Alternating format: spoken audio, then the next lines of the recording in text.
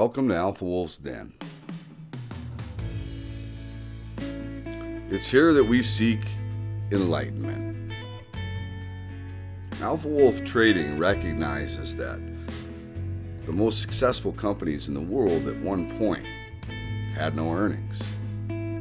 There's a lot more to a company than just its earnings report. That's why here at Alpha Wolf's Den, we interview executive teams. We want to get to know management. We want to understand the vision, the mission, the strategic drivers, the plan. We want to separate fact from fluff. This is not a paid for promotion interview. This is solely wanting to know the company's vision, mission, their critical success factors, their strengths, their weaknesses, their opportunities, and the threats. We want to know the long-term objective and the tactical initiatives that leadership plans to implement to achieve success. We want to know about the company's debt, the cap structure, what it's going to take for them to become self-sustaining and stop burning through cash. We want to know management's previous failures, challenges, hurdles, how they overcame them, or what they learned that they can apply in their current role. We're trying to identify the risk and the reward. And oftentimes, it's strong leadership that makes the difference between success and failure. Here at Alpha Wolf Trading, we are looking for the hidden gems. And I hope you enjoy this interview because this is one of those companies that I think could be a hidden gem. Please understand that this is for educational and entertainment purposes only. This is not financial advice, and I am not a financial advisor. Any investment that you decide to make in any security should be based upon your own due diligence and opinion.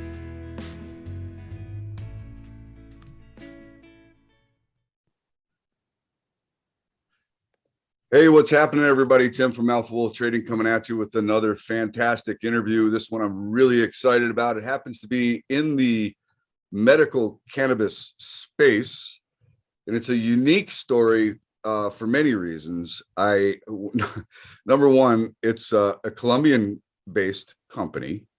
It does trade on the OTC. Khiron, KHIRON is the company name, and the ticker symbol is KHRNF.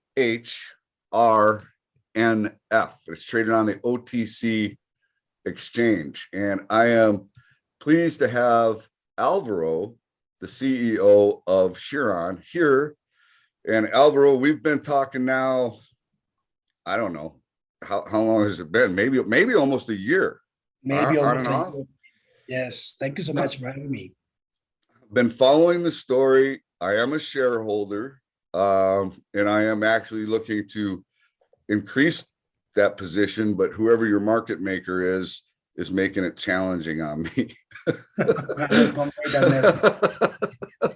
But why don't you do me a favor and tell me a little bit about you, your background, and how you got involved here, and what you see as the future for Khiron in the next 6, 12 months and years. For what's your vision?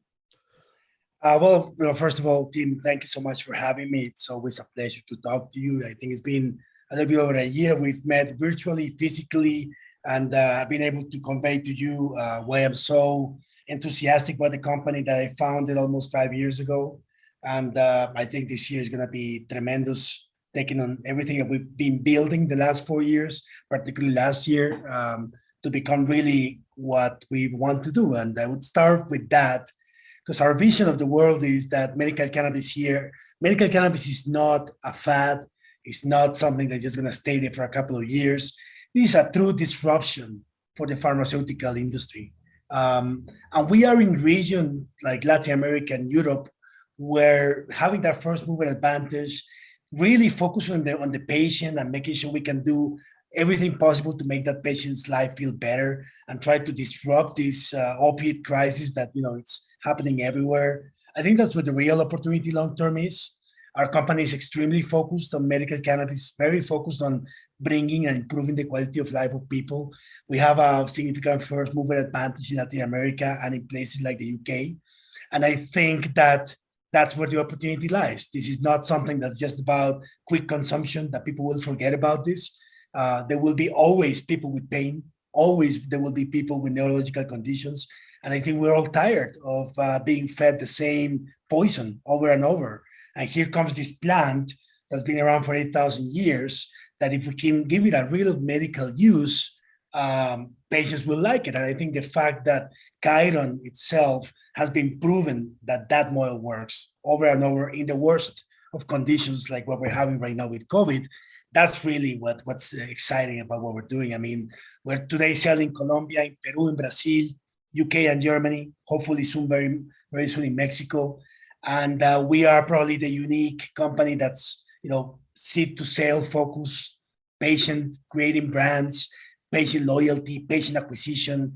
All of our, operational metrics are always increasing because we are obsessed with access. I am obsessed with the fact that we need to make sure that every patient in the world that can have this medication can have it. And because we haven't focused ourselves in the commodity aspect of it and try to sell the cheapest cannabis possible to whomever wants to buy it, but rather we've been focusing on creating those relationships with the doctors, with the patients, with the insurance companies, we've been able to grow very fast. And I would say that creating such a high barrier of entry that it's very exciting for us in the next couple of years. That's sort of to start from the last question to the first. But I grew up in the engineering world, so I've never been involved in the cannabis or pharmaceutical industry, but very much in engineering and building real things. I think when Colombian government legalized medical cannabis about 5 years ago, what was appealing to me is that this is an opportunity to create change. We live in a region that has been battered by all the bad aspects of drugs all our lives. I do live here in Colombia. I am Colombian American, dual citizenship. I had the opportunity to study in the United States, my undergraduate, my master's, and my MBA in Georgetown. I always saw the opportunity to try to bring and create something new that could change the life of people in Colombia and people in Latin America. And when we saw this opportunity, we said, well, of course we can sell cheap cannabis. That's like saying we can grow cheap coffee. Of course we can do that. But what's really interesting, though, is that we're in a region that has 650 million people, that has more than 75 million people with chronic pain and anxiety and depression. And all these people have to take imported opiates to treat their conditions, which makes no sense from a health point, from an economic standpoint, and from a country building point of view. And that's why we created the company that's going to be focused on the end consumer. 2 years ago, we decided to move into Europe because, we felt that everything we've been learning about how to prescribe cannabis, and I would say today that Khiron is one of the few companies in the world that really knows how to prescribe cannabis.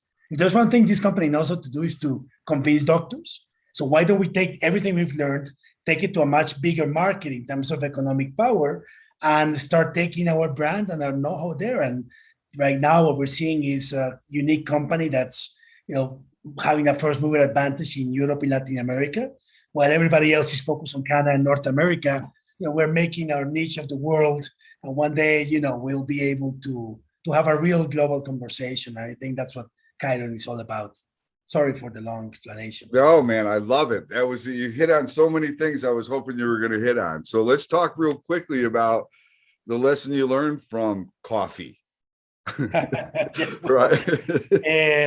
I think, Colombia, I love my country and I've lived here almost all my life, except I lived 9 years in the States. But one thing you start learning is that the only people that make money in commodities are the ones that have been doing it for 50 years or so.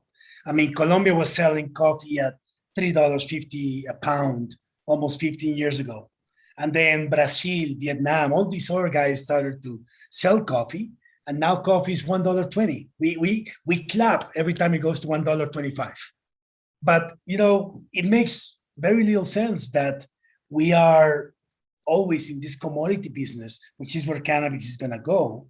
And all we want to do is just keep growing and growing and growing instead of trying to take advantage of the fact that we can create a lot of science, that we have a big population, that we can make tremendous economics. And that's why we didn't want to build this company like that. We said, even back then, I know you've heard me say this before, but even with my partners, like, why do we want to grow coffee at $1 a pound when we can sell Starbucks coffee for $5 a cup? And I think today we see that every day. And what's worse is that there's a Starbucks coffee next to my house in Colombia. So, and I doubt they sell Colombian coffee. I'm sure it's probably all Vietnamese and Brazilian. So it makes no sense. And I think, that lesson of the commoditization of our economy that always stayed with us, why not create much higher value added and get the economics of growing in Colombia, of course, which is always 12-hour sunlight, things like that. Just keep it for ourselves. Why would we give it away to sell to somebody for 10 cents a gram when we can just sell our product for $5 a gram and keep the economics to ourselves? And that's sort of, even when we started, why we named the company Khiron. The company is not named marijuana anything or cannabis anything. It's called after the Greek centaur that taught Hercules medicine. He's a patron saint of pharmacy. So from the beginning, we thought the company has to be B2C. No point in selling commodity coffee or bananas or roses. Let's try to add more value, because we gotta get tired of just being the garden of the rest of the world. However, this hasn't been the easiest of journeys for you, right? No. I mean, there in the beginning, just to get your licenses and all of the things that were required to operate, bank accounts, all of that stuff, challenging, right? Yes. I mean, you have to remember, Tim, that in Colombia, I would say that Khiron is a pioneer of everything.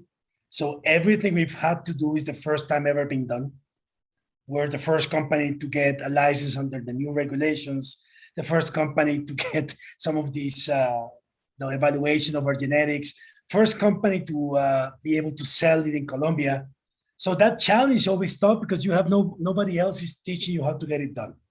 But I have a team of people here that surround me, my teammates, that are all about breaking new ground. So as tough as it is, it's also very rewarding, the fact that you're already breaking so much ground and gaining so much for more advantage. But I used to have a lot more hair before the company started. I can promise you that. So, I mean, I credit this the fact that you are still here, and I believe stronger than ever. Ooh. But it's not just you; it's your whole team, right? It's. I mean, well, you have the one thing, team. This is not the first time I've been running companies, and when you're running a company like this that is so groundbreaking, that you're trying to motivate everybody, first you have to start with a purpose.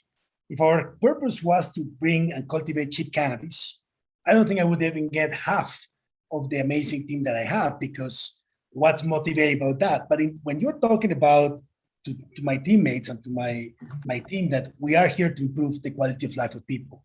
And we see every day people who were suffering a lot, who are, thanks to Khiron and our clinics and all of this, have now improved their lives, and they tell us, and that creates a sense of purpose. That's how you can capture and bring in a team of people that are not just very smart, but also very, resilient. which is what you need in this business quite a lot. So, I think everything that we've been able to do is because of this amazing team that we've been getting since we started. And I think we're able to get a lot of really good energy because everybody knows that what we do matters. And when you're able to understand that what you do matters, and it's going to matter for us. I mean, we will all be patients of this one day, all of us, or our parents or our neighbors. And when you can relate to that, or when you're a patient, like we have a lot of patients in the company, that's what really builds a team. And it's exciting because even when we started, when everybody was telling us, why don't you just sell cheap weed? Because it's easier. And we keep saying, no, we want to go after the patient. We're going to do everything that we can do to make sure that patient has that unit. And now it's thousands of patients. We grow every day. I think that's what builds a lot more reward for my team. And this happens in Colombia, in Peru, in Brazil, in UK, Germany. And it's exciting to be working with such a motivated group of people. So yeah, what I think is, and you and I have talked about this before, what I think is interesting is that there are companies out there that are just solely focused on the science, and they want to prove that, they're taking the right path. I'm not discrediting their path at all. They're taking the right path, and they want to prove that THC or any of the other components of cannabis do help people that are suffering from pain or psychological disorders, depression, PTSD, all kinds of different use cases have been documented, right? And I think that's an admirable goal. It's an expensive goal. You got to go through phase 1, phase 2, phase 3, clinical study, all that. And that's great. You can come out with the drug, but if you don't have the customer base and yes, you have a differentiated product, but the customer base is still difficult to obtain because you still have to go through, especially if it's a drug that has to be prescribed, you have to go through the doctor, right? Yeah. And sometimes doctors are so used to prescribing the opioid or whatever else has been used for that, they don't make that transition very easily, right? What you've done is built the relationship with the doctors, and you're teaching them the benefits of cannabis, right? Yes. Well, when we started, I think you just nailed it on the head. We looked at it 3 alternatives, right? You can go after the supply and go and build as much as you can of it because somebody will buy it. You can go after the science, which is very valid, of course, and try to figure out what it can work. Or in our case, we said, all of these other things can be solved if we can own the demand. Because if we don't generate demand, it won't matter how much supply there is. It will be very expensive to develop the new medication, the hundreds of millions of dollars that it actually takes to do this. And you will have a nice pipeline of maybe great potential things with lots of patents, things like that. But if you're not selling and you're not creating a brand, do investors have enough time and appetite to trust you for the next 10 years to do this? So, we decided we're going to go, the evidence is there for the iPhone 1. So why don't we sell the iPhone 1 very well? Let's try to sell in as many places as possible. Let's try to create the evidence based on that. Let's come up with a really good product based on that design.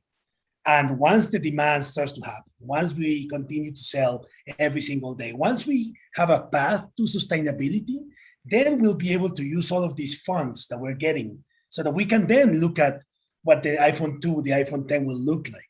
And I think I'm not at all apologetic for that strategy. I was reading an article yesterday. People were sending me about COVID and cannabis, right? And you're thinking it would be so nice to research that.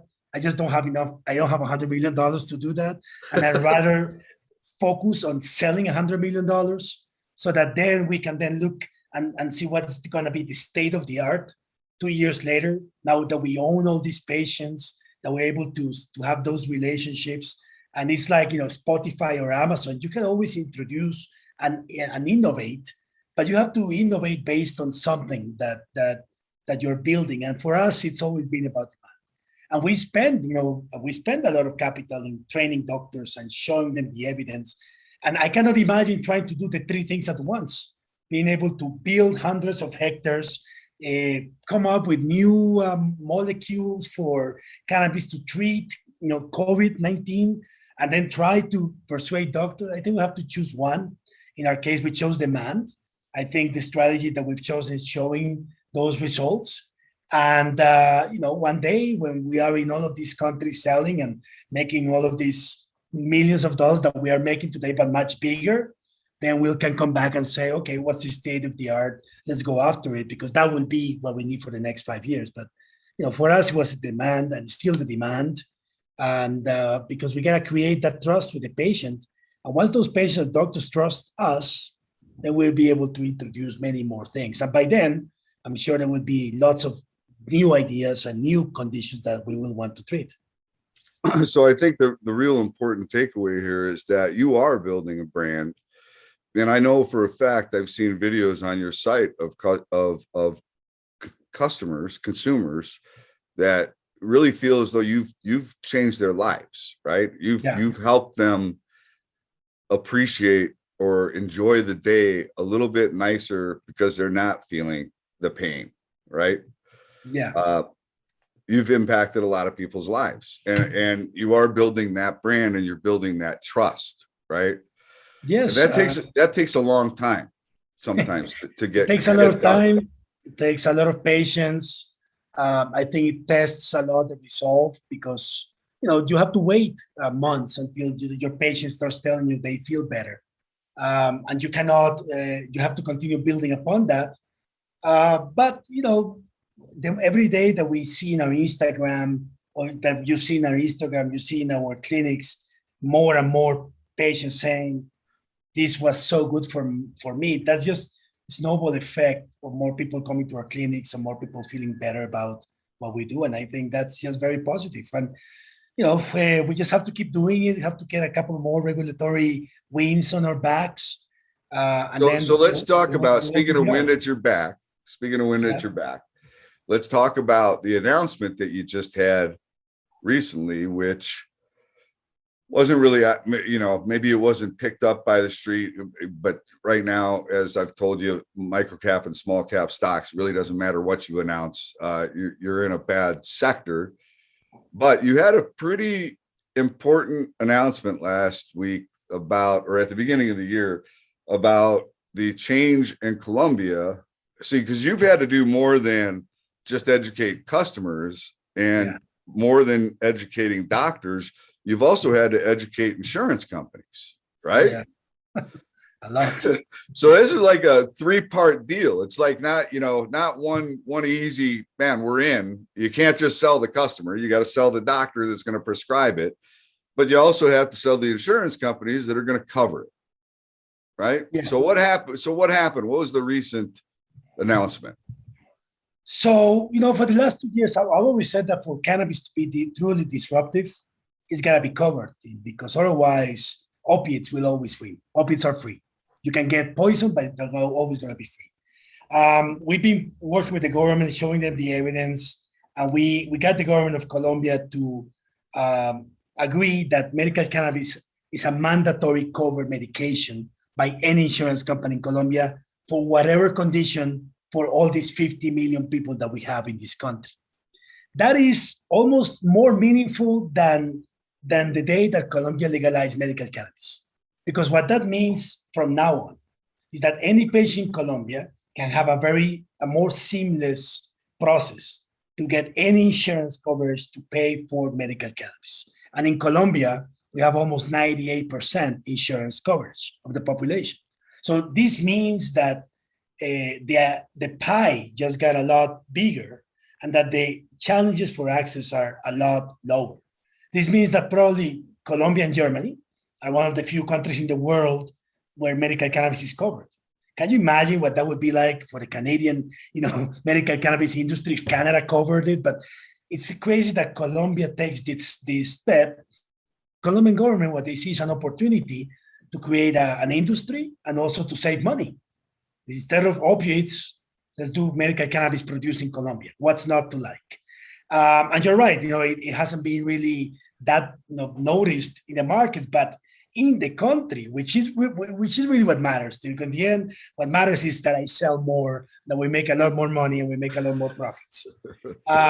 On that, it's incredible how in the last couple of weeks, patients, insurance, doctors are like, well, this is a real medication. If the government of Colombia has decided that it's now mandated coverage, and if I get a prescription to whomever insurance and they have to pay for it, this is huge. And I think for Khiron, the fact that we have that first mover advantage, it's going to mean for us a hell of a lot, because every plan that we had was just based on the previous rules, which basically meant that we had to go insurance by insurance to get them to cover it. And it's a long, painful process that only Khiron has done.